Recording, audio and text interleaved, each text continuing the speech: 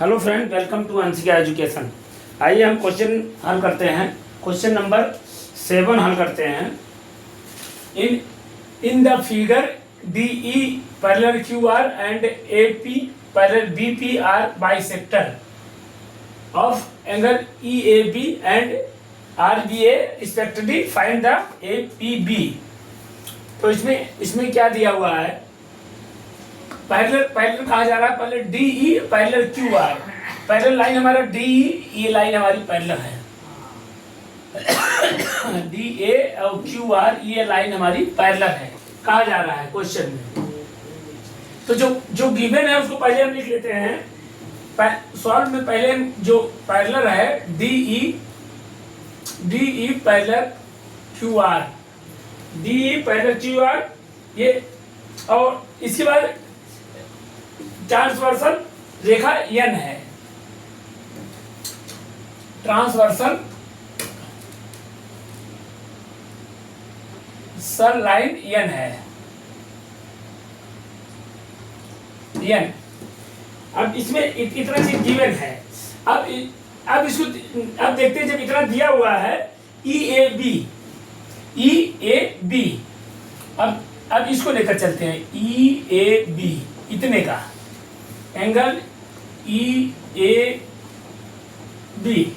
EAB और RBA या ABR plus angle ABR, मतलब ये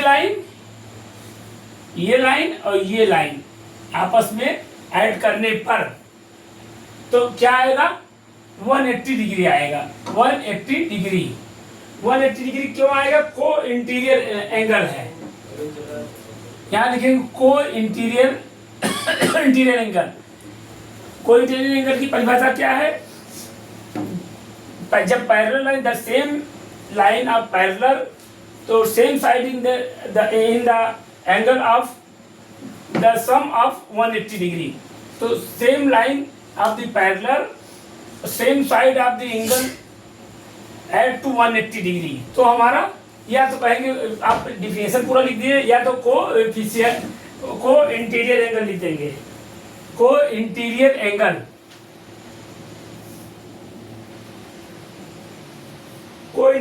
लिख दें। अब इसका हाफ कर देंगे। अब इतने का हम बात कर रहे हैं, अब इसका हाफ करेंगे, चूंकि ये हमारा दिया हुआ है बाइसेक्टर है, ये AP एंड BQ आपस में बाइसेक्टर है। तो इसका हाफ कर लेंगे, तो half EAB plus angle half ABR equal to half AB कर लेंगे, हाफ 180 डिग्री का भी हाफ हो जाएगा, क्योंकि हाफ टोटल का होगा।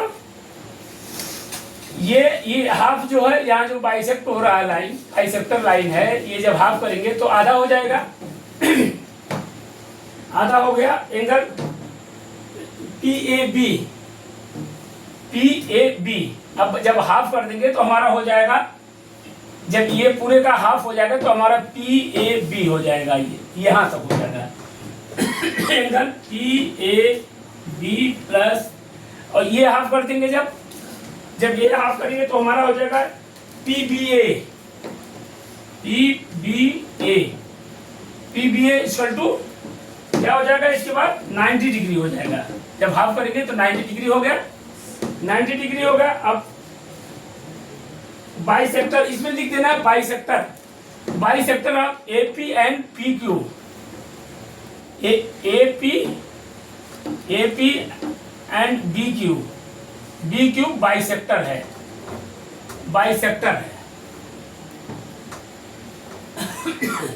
AP एंड BQ बाइसेक्टर है। अब एंगल PAB, अब यहां लिखेंगे angle PAB plus PAB plus PBA plus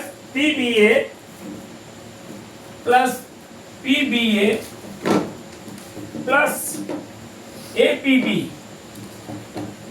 PBA APB और प्लस ए पी बी, ये तीनों एंगल मिलाकर 180 डिग्री होता है। क्योंकि एंगल की माप जो सदैव जो है तीनों मिलाकर 180 डिग्री होता है। तो ये हमारा निकाला गया क्या, ये हमारा एंगल निकला है 90 डिग्री, ये हमारा 90 डिग्री निकल गया ये दोनों एंगल। अब A P B P A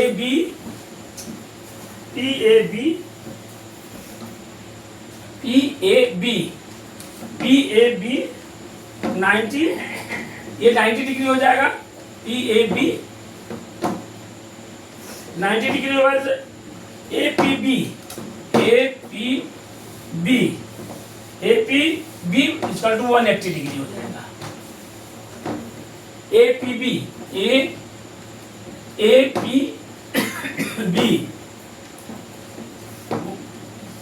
B की चूंकि हमको निकालना है, ए पी बी हमको निकालना है, तो A P B equal to 180 minus 90 degree, तो हमारा हो जाएगा A P B equal to 90 degree. ये हमारा प्रूव्ड हो गया।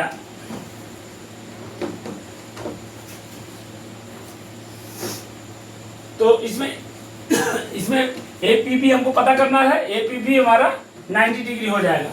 ये दोनों की माप हो गया, हमें 90 मिल गया, इसका भी 90 मिल जाएगा। तो सबसे पहले इसमें क्या किया गया है, सबसे पहले इसमें ये किया गया है, पहले पैरेलल दिया हुआ है, तो पैरेलल हमको चूंकि पैरेलल उसको मालूम है कि पैरेलल है, लाइन है पैरेलल, तो ये हमको गिवन है।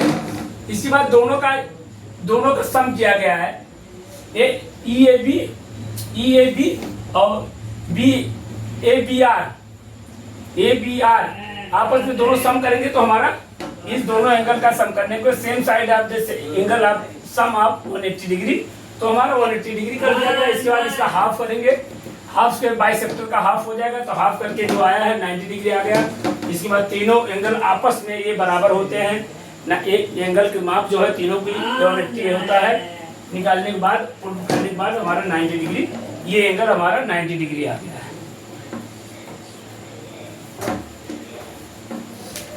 तो इसी के साथ अब क्वेश्चन कंप्लीट होता है। Bye bye.